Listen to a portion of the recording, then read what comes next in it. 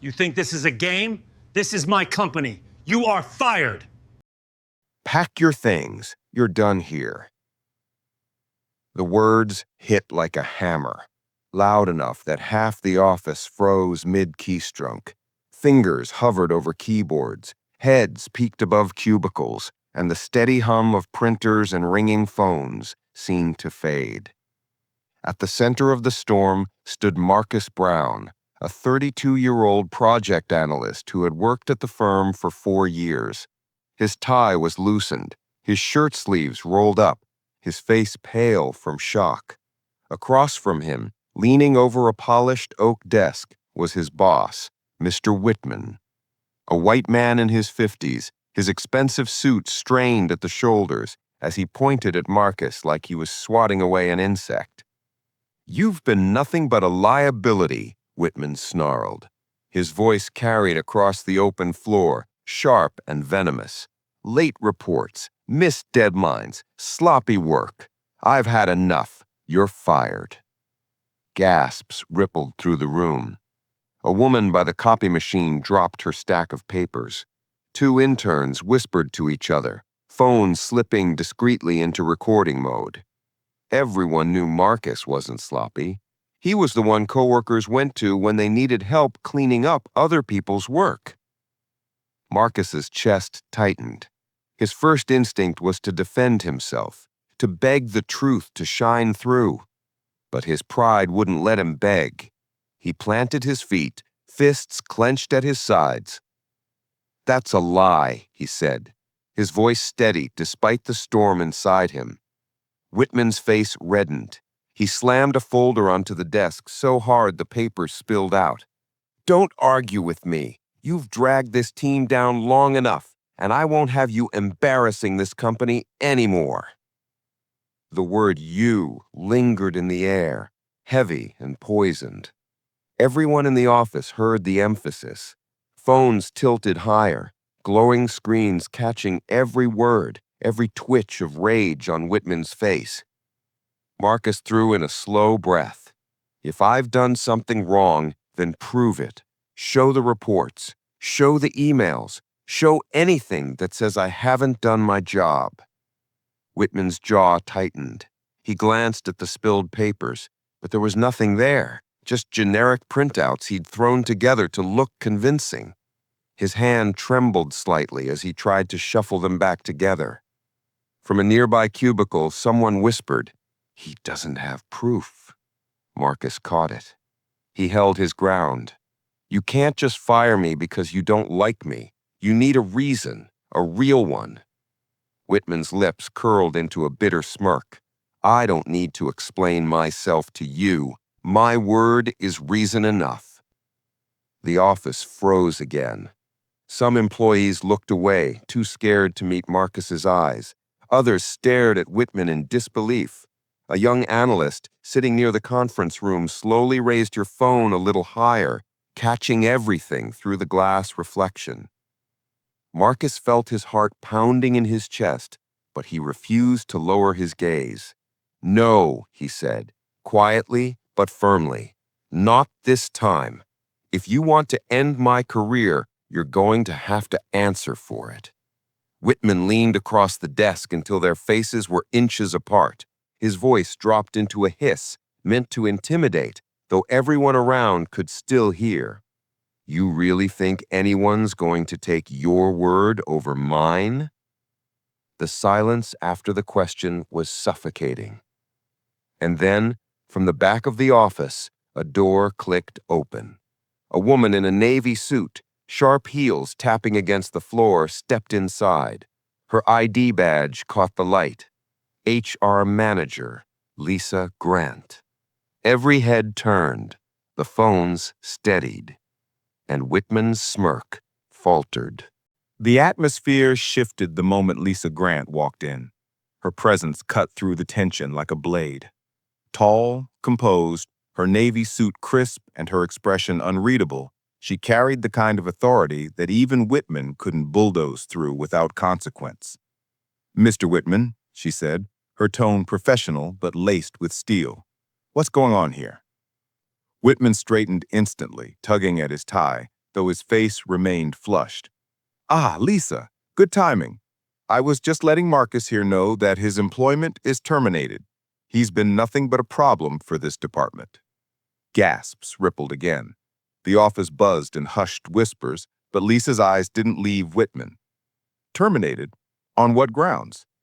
Whitman waved at the scattered papers on his desk, his voice sharp. Missed deadlines, subpar performance. He's been dragging the team down. Marcus's jaw clenched. That's not true, and you know it. Lisa raised her hand to quiet them both. Her eyes scanned the office, taking in the faces of employees peeking over cubicle walls, the phones still raised just high enough to capture. She knew instantly this wasn't a private dispute. This was a public spectacle, one that could burn the company if handled wrong. Mr. Whitman, she said evenly, you know policy. Termination must follow documented warnings, performance reviews, and HR involvement. I haven't seen one report of Marcus underperforming. Whitman's lip twitched. I don't need HR approval to clean up my department. My authority... Your authority does not override company policy, she cut in sharply. A murmur of agreement swept through the office. Some employees dared to smile. Others whispered encouragement. Whitman's face reddened further, beads of sweat forming at his hairline. Marcus finally spoke, his voice steady but edged with fury. Show them the emails, Whitman. Show them the deadlines I supposedly missed. Show them the warnings you never gave me. Whitman's eyes darted, his composure cracking. I don't have them with me right now. Because they don't exist, Marcus shot back, his voice louder now. The whole office heard it. Phones recorded every second. I've delivered on every project I've been assigned. The truth is, you've been trying to push me out since the day I got promoted. Gasps again.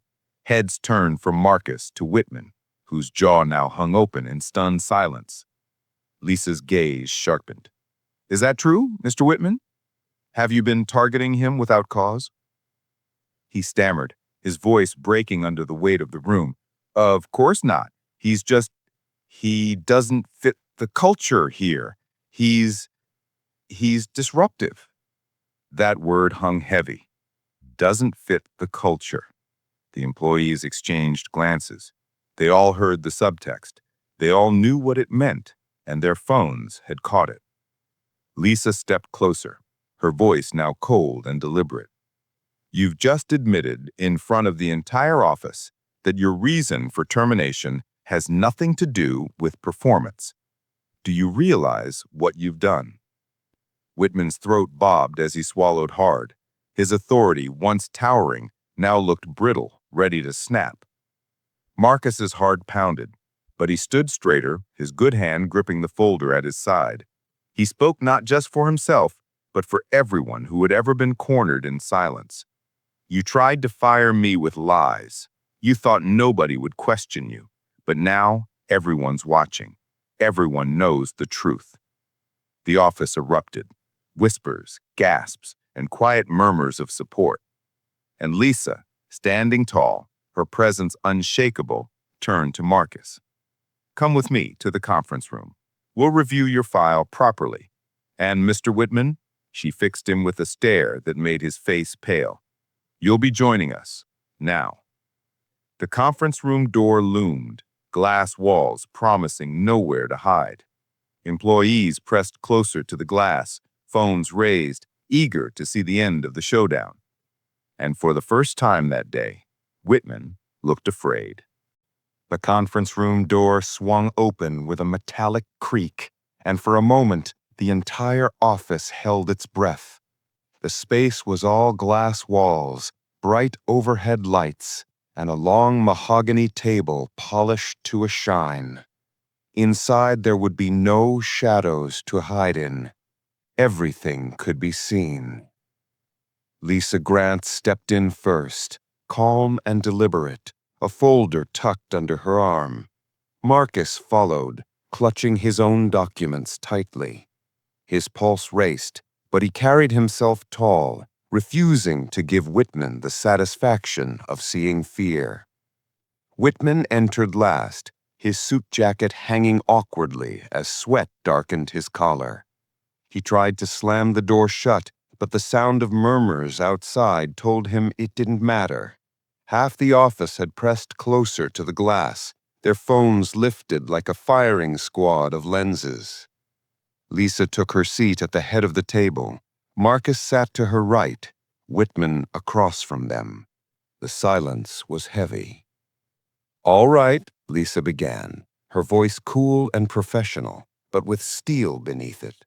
"We're here because Mr. Whitman has initiated a termination of Marcus Brown. The grounds he presented were poor performance and missed deadlines.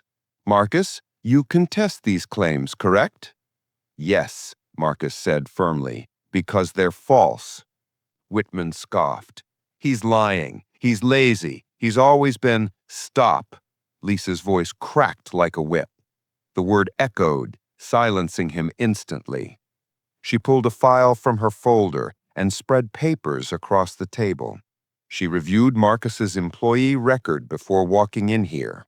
His last 3 annual evaluations rated him exceeds expectations. Every single major project he's worked on has been delivered early, and there are no written warnings, no formal complaints, nothing that indicates poor performance. The office outside stirred, whispers pressing against the glass like waves. Phones caught the movement of every page Lisa laid out. Marcus felt his chest tighten with relief, but he stayed silent, letting Lisa's words strike where they needed to. Whitman's face reddened further. His hand twitched toward the papers in front of him, blank spreadsheets he'd scrambled to print, nothing that proved anything. Marcus leaned forward now, his voice steady but sharp. "You wanted to fire me because you could, not because I failed, not because of my work, because you didn't want me here." The words hung in the room heavy and damning. Whitman tried to laugh, but it came out thin and brittle. "Don't play the victim. I make decisions based on what's best for this company." "Best for the company?" Lisa's tone dropped to ice. She tapped one of the papers in front of her. "Or best for you? Because from where I'm sitting, this looks personal. And worse, discriminatory." The murmurs outside grew louder, faces pressed against the glass, phones held higher. Whitman's eyes flicked nervously to the crowd. Lisa leaned forward, her voice sharp and unyielding. "You stood in front of the entire office and claimed your word was reason enough. You told him he didn't fit the culture. That is not just unprofessional, Mr. Whitman. That is actionable. If Marcus chooses to pursue this legally, we could be looking at a lawsuit. Do you understand the gravity of what you've done?" Whitman's mouth opened, but no words came.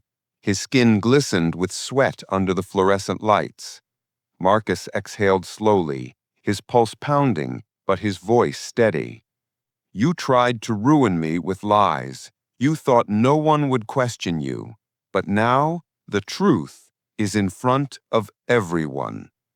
The office outside seemed to come alive, clapping softly, murmurs of "that's right" echoing faintly through the glass. Lisa closed the file with a decisive snap. "We'll conclude this meeting shortly, but let me be clear.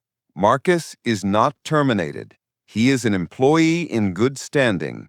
And you, Mr. Whitman," paused, letting the silence drag until his eyes dropped, "will answer for this."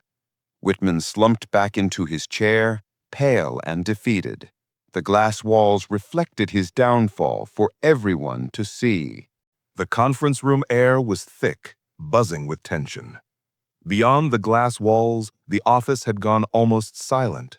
Dozens of employees pressed closer, phones recording, every eye fixed on what was happening inside. Whitman slumped in his chair. The confidence he'd carried earlier drained from his face. Sweat glistened on his forehead, his tie hung loose, and his hand twitched nervously against the table. For the first time in years, the man who ruled this office with fear looked small. Lisa folded her hands on the table, her gaze unflinching. Mr. Whitman, do you understand what you've done here tonight? His voice cracked. I was doing my job, managing my team, keeping standards high. By fabricating accusations? By humiliating an employee in front of the entire office? By targeting Marcus not for his work, but for who he is? Lisa's voice was sharp, cutting through every excuse. That isn't management. That's abuse.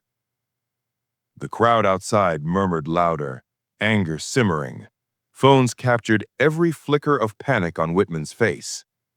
Marcus sat quietly, his spine straight, his good hand resting on the folder in front of him.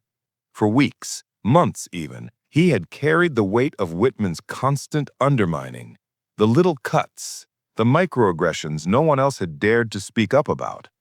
Tonight, the mask was off.